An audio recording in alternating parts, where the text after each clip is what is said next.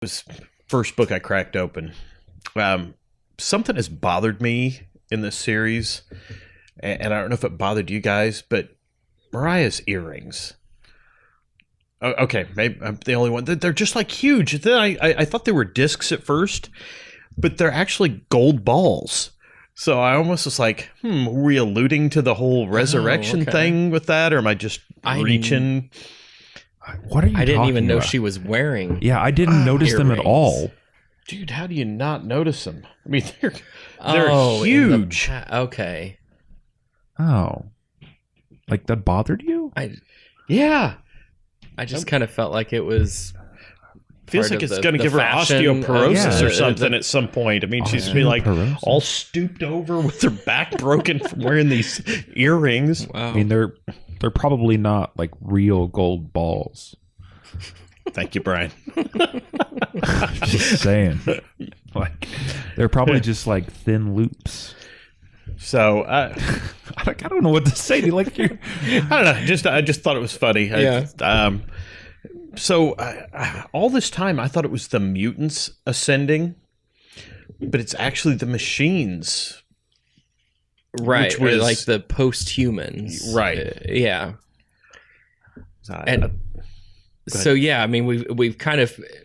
We get to know what that sixth life it was. Like all along, this year 1000 has been her sixth life. And so somehow in that preserve... Moira and Logan like have kept each other alive that entire time. Yeah. Somehow.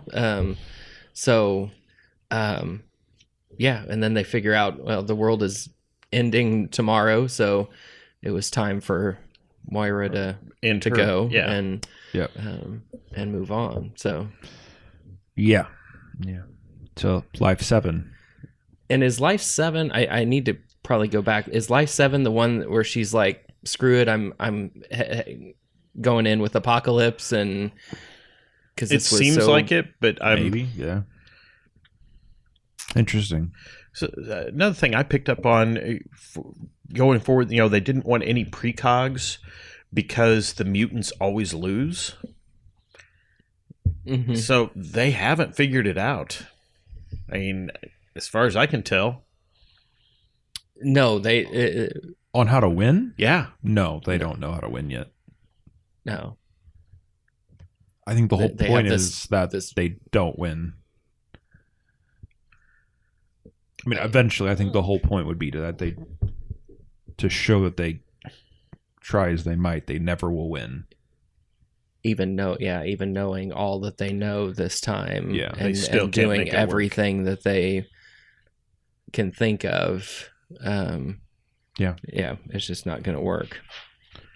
But I loved Moira's line to Charles there early into it, where she says, in all my lives, you've never changed. And he says, thank you. Good. And she's like, that's not a compliment. Like, we've got to change you this time. You've got to be different for this to end it differently. And so I think that's why we see that major shift in... We're not just giving the gifts now. Now it's well, not even that. Just like the you called it like the sinister look. And he's more of a, fuck you. I don't know. Well, he hasn't gotten to that point. I don't think he's ever going to go over and become some kind of villain. But no, maybe I don't know. But the dream is dead. Yeah, his coexisting dream, and holding hands. Kumbaya. He knows there's no going back to that at this point.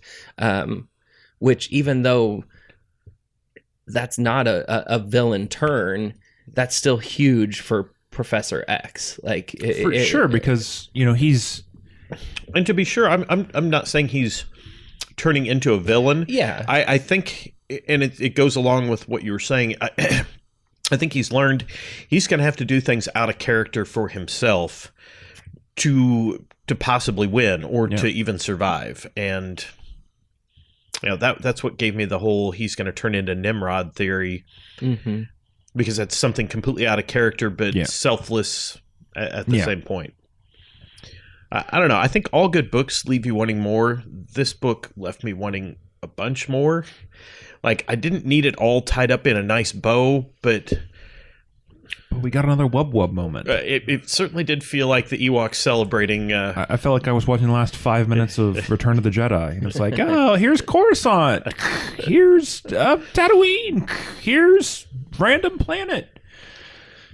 But what I do love is this has given such an awesome springboard for me, who was not reading any X-Men books Yeah.